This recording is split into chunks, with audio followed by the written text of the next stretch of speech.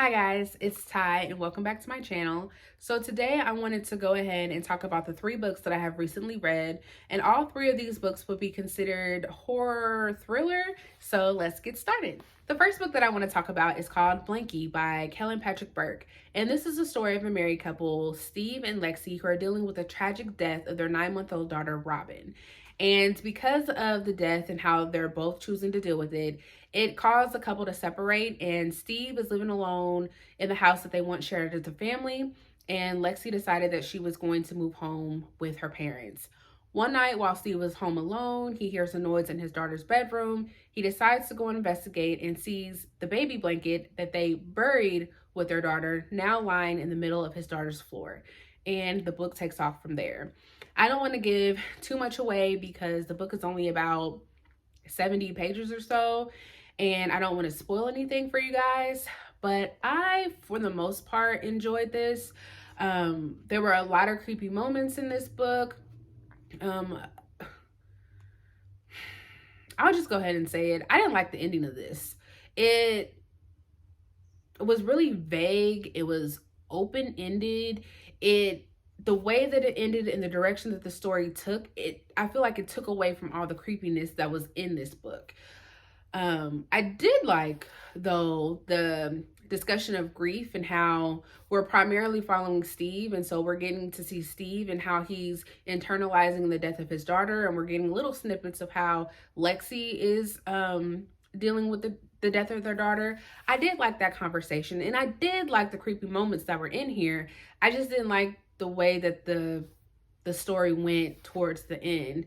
I would still recommend it if you're looking for something that's short, if you're looking for something that you can fly through, something that does have those little creepy moments in it. I would definitely recommend. I just wasn't a fan of the ending.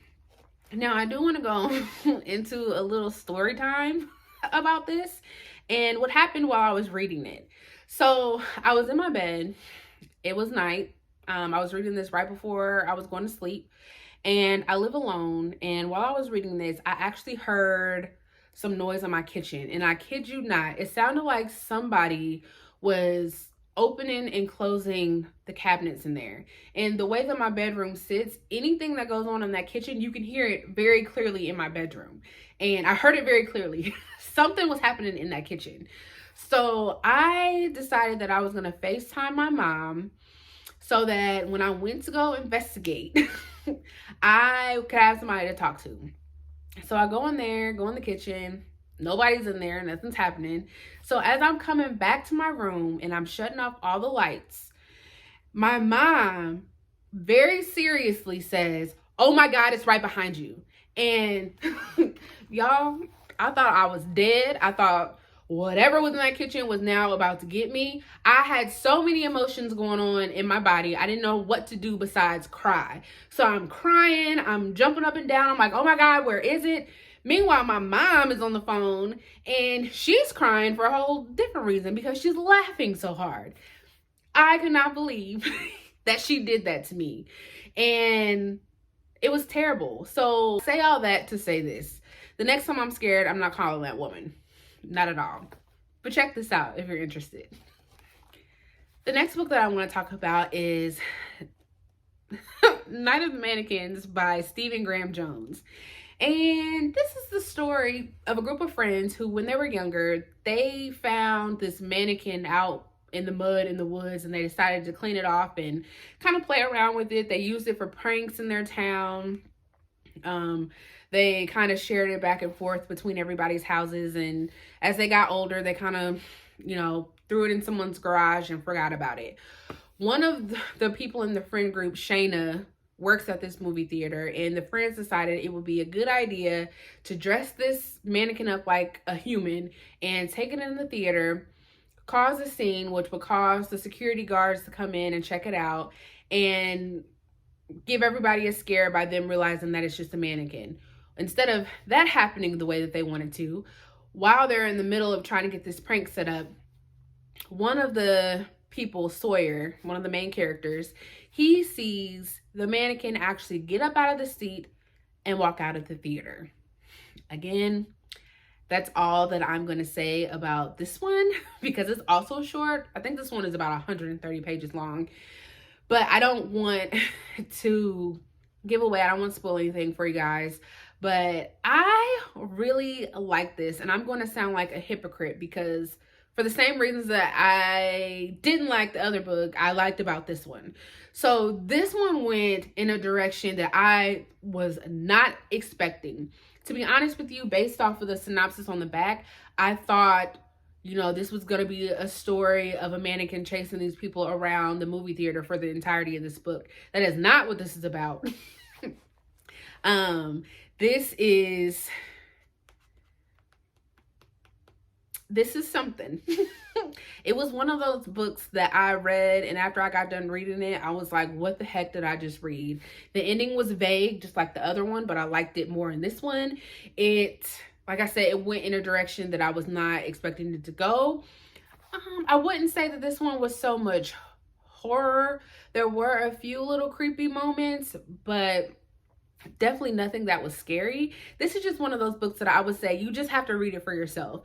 It is short. It's something that you can get through really fast. I got through it in a day. I would just go into this. I wouldn't even read the synopsis on this. I would just read it and see what you think for yourself. I gave this 4 out of 5 stars. I really like this one. It was one of those books that I have been thinking about since I read it. And even when I was reading it, I was like flipping back because I was like, well, wait, did I miss something? Did I not understand something? Read this one. I would highly recommend it. Just read it. So the next book that I want to talk about, I listened to it on audio, and that is Clown in a Cornfield by Adam Cesar. And this was fantastic. I really enjoyed it. It is about a girl, Quinn, and her father, Glenn. So Quinn and Glenn, who decide to move to this really small town of Kettle Springs because they are trying to get over the tragic death of her mother, and they wanted a fresh start. So they moved out to the small town. And while they're there, Quinn kind of gets mixed up in this friend group that none of the adults in the town really like. These kids do a lot of pranks. They post those pranks on YouTube, and they just cause a lot of ruckus in this town. And she somehow gets mixed up with this group. And one night, while they all go out to this party in the middle of a cornfield, we have a group of clowns that wreak havoc at this party. And that's basically what the story is. We're following these kids at this party, and they're trying to survive the night. These clowns are going in.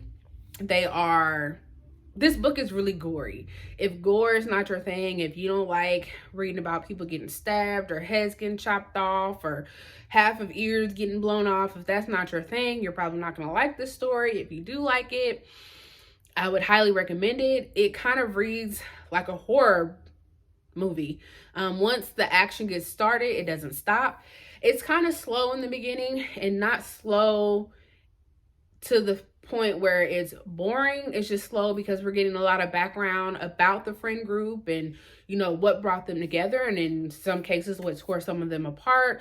Why the town doesn't really like this friend group. We are getting background about Quinn and her father. So it's not boring, but it kind of is needed for this story for you to get that background information for the ending to make sense to you.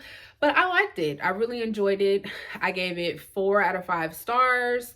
I would highly recommend if you're looking for this like awesomely written, thought-provoking book. That's not it. But if you're just looking for something fun, fast-paced, kind of creepy, has those horror elements, has the horror movie elements, I would definitely recommend.